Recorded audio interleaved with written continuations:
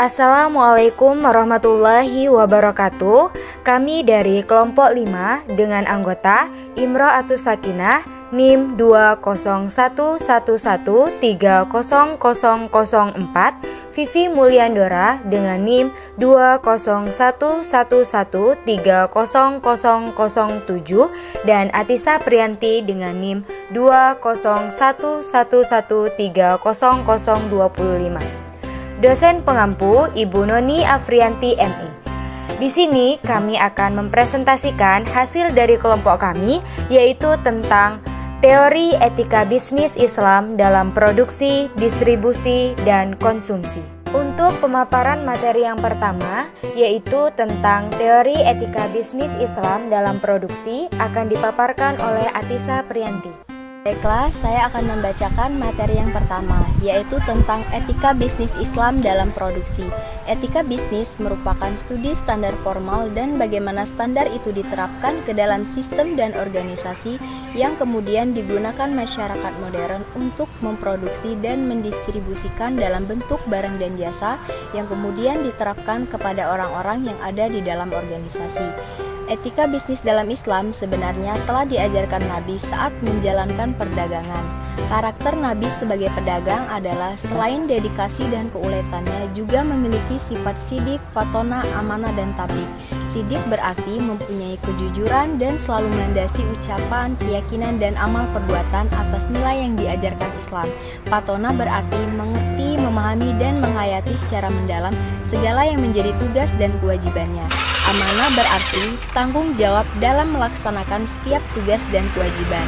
Tabligh berarti mengajak sekaligus memberikan contoh kepada pihak lain untuk melaksanakan ketentuan-ketentuan ajaran Islam dalam kehidupan sehari-hari. Faktor-faktor produksi dalam Islam. Adapun faktor-faktor produksi menurut Al-Ghazali, yang pertama ada tanah. Tanah telah menjadi suatu faktor produksi terpenting sejak dahulu kala.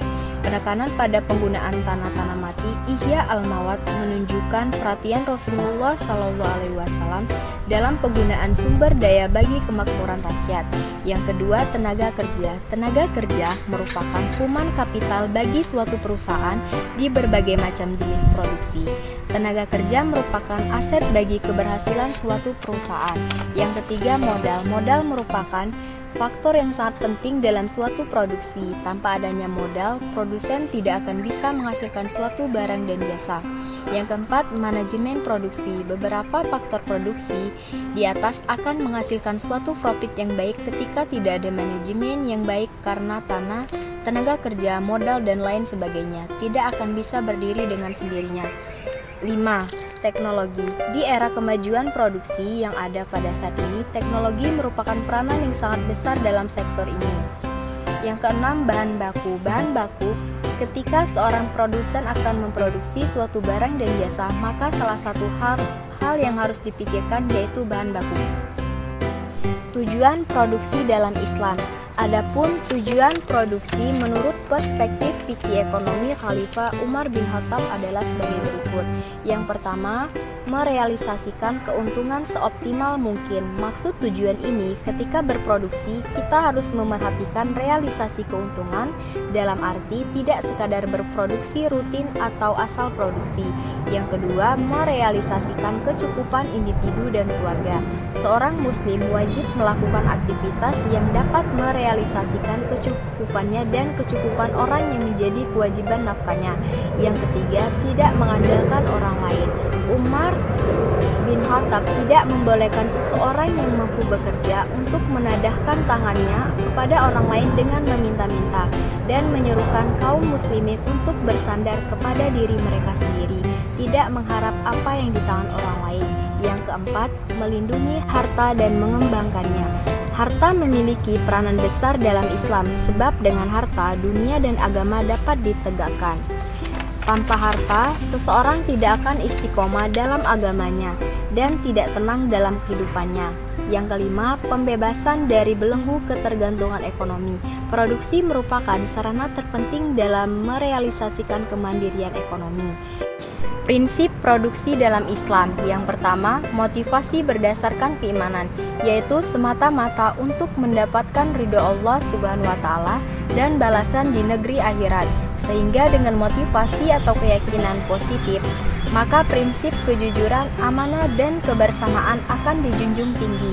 Yang kedua, seluruh kegiatan produksi terikat pada tataran nilai moral dan teknikal yang islami. Yang ketiga, berproduksi berdasarkan asas manfaat dan maslahat. Berproduksi bukan semata-mata karena profit ekonomis yang diperolehnya, tapi juga seberapa penting manfaat keuntungan tersebut untuk kemaslahatan masyarakat. Yang keempat, mengoptimalkan kemampuan akalnya. Seorang muslim harus menggunakan kemampuan akalnya serta profesionalitas dalam mengelola sumber daya. Yang kelima, adanya sikap tawadun. Produksi dalam Islam juga mensyaratkan ada sikap tawadun, keberimbangan antara dua kepentingan, yakni kepentingan umum dan kepentingan khusus. Yang keenam, menghindari praktik produksi yang haram. Seorang produsen muslim menghindari praktik produksi yang mengandung unsur haram atau riba. Yang ketujuh, keadilan dalam berproduksi. Sistem ekonomi Islam telah memberikan keadilan dan persamaan prinsip produksi sesuai kemampuan masing-masing. 2, yaitu tentang etika bisnis Islam dalam distribusi akan dipaparkan oleh Imro'atus Sakinah. Baik, di sini saya akan memaparkan materi yaitu tentang etika bisnis Islam dalam distribusi. Sebelumnya, pengertian dari distribusi adalah kegiatan memasarkan atau menjadi perantara antara produsen dan konsumen. Pada sisi lain, distribusi ini juga dimaknai sebagai suatu kegiatan penyaluran harta atau jasa yang dimiliki kepada orang lain, baik individu ataupun organisasi. Berikut ini ada beberapa etika yang diajarkan dalam bidang distribusi. Yang pertama, selalu menghiasi amal dengan niat ibadah dan ikhlas. Kemudian yang kedua, memberikan informasi tentang barang secara jujur dan transparan, apa adanya, tidak menggoda dan menjerumuskan pembeli. Yang ketiga, tidak mendistribusikan barang-barang yang membahayakan dan yang diharamkan. Yang keempat, melakukan metode distribusi yang bersifat jujur, memegang amanah dan berdakwah. Yang kelima, tidak melakukan kegiatan yang memakan harta secara batil. Yang keenam, tidak melakukan tindakan yang berbau riba dan kezaliman lainnya. Yang ketujuh, tidak mengurangi ukuran, standar, kualitas timbangan secara curang. Yang kedelapan, harus tetap menjaga sikap adil dalam segala bentuk. Yang kesembilan, menjelaskan spesifikasi kegunaan barang secara jujur, terus terang, dan transparan. Dan yang ke-10 yaitu membebaskan konsumen memilih sesuai dengan keinginannya karena tidak melakukan paksaan dan memberikan kesempatan kepada konsumen untuk mengembalikan barangnya jika salah beli, tidak sesuai, dan tidak memuaskannya sesuai yang dijelaskan. Poin yang kedua yaitu tujuan distribusi dalam Islam. Tujuan yang pertama yaitu tujuan dakwah. Yang dimaksud dakwah di sini adalah dakwah kepada Islam dan menyatukan hati kepadanya. Yang kedua, yaitu tujuan pendidikan. Tujuan pendidikan ini terdiri dari dua. Yang pertama, pendidikan terhadap akhlak terpuji, seperti suka memberi, berdermawan, dan mengutamakan orang lain. Kemudian tujuan yang kedua, yaitu mensucikan dari akhlak tercela, seperti kikir, loba, dan mementingkan diri sendiri atau egois. Kemudian, tujuan distribusi yang ketiga yaitu tujuan sosial. Tujuan sosial yang pertama yaitu memenuhi kebutuhan kelompok yang membutuhkan dan menghidupkan prinsip solidaritas dalam masyarakat muslim.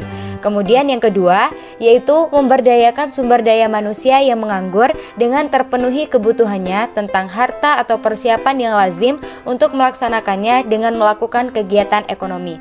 Kemudian tujuan yang keempat yaitu ada zakat. Zakat salah satu perhatian pokok ilmu ekonomi Islam adalah untuk mewujudkan keadilan distributif.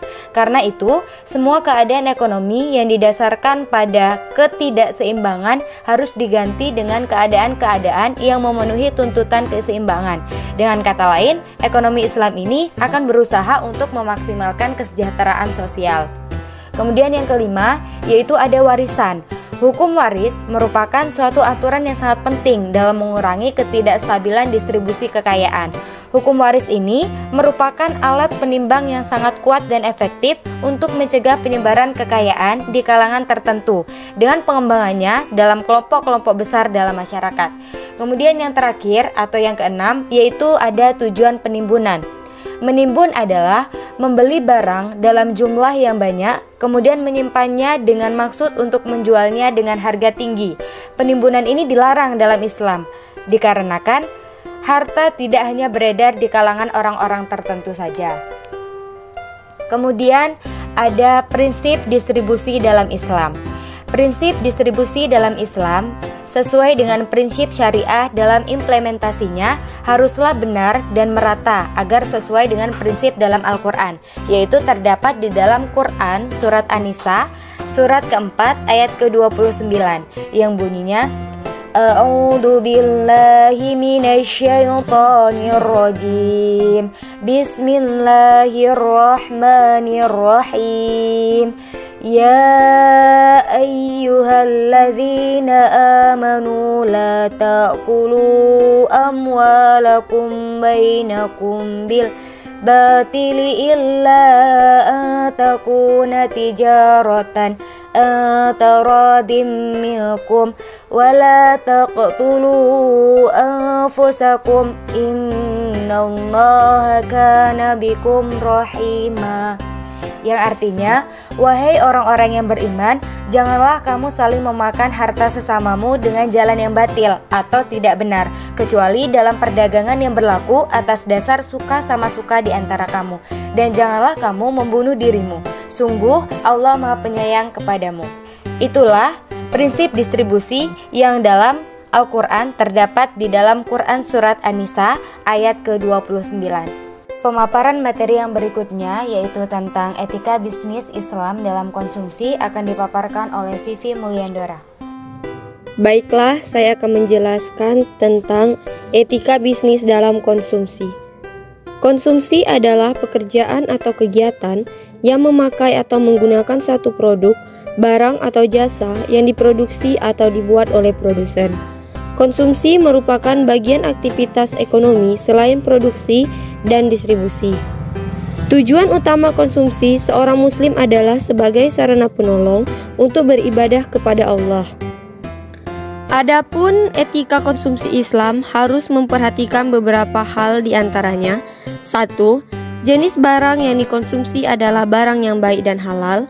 2. Kemanfaatan dan kegunaan barang yang dikonsumsi artinya lebih memberikan manfaat yang jauh dari merugikan bagi dirinya maupun orang lain. 3. Kuantitas barang yang dikonsumsi tidak berlebihan dan tidak terlalu sedikit, tapi mendapatkan kekayaan berlebih harus mau berbagi melalui zakat, infak, sedekah maupun wakaf, dan ketika kekurangan sabar dan merasa cukup dengan apa yang dimilikinya. Kemudian terdapat 4 prinsip atau etika dalam konsumsi sistem ekonomi Islam yang diisyaratkan dalam Al-Quran. 1.